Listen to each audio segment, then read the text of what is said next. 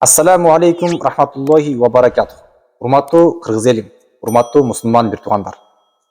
Биз улуу жазуучу деп даңазалап жүргөн Чыңгыз Айтматовдун кээ бир сөздөрү пайгамбарыбыз Мухаммад саллаллаху алейхи вассаламдын хадистерине дал келгени кандай?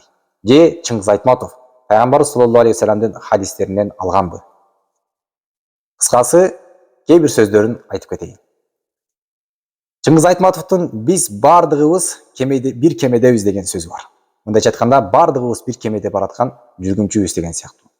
Муну биз окуучу кезде мектептеги мугалимдерибиз бардык адамзат бир кемедеги бараткан жүргүнчүлөр сыяктуу деп түшүндүрүп берген.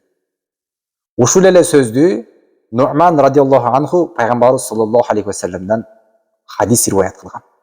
Ал кандай хадис?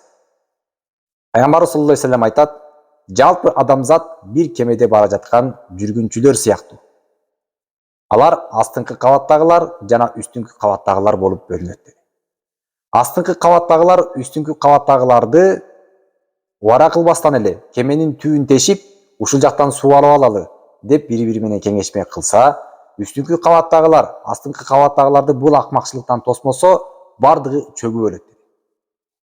Демек, кайсыл бир адам жаман иш кылып жаткан болсо, жакшы адамдар ошол жаман кылып жаткан иштен баягы адамды тоспосо, Аллах Тааланын асмандан келген, жерден келген баласы жакшысын да жаманын дагы жазалайт.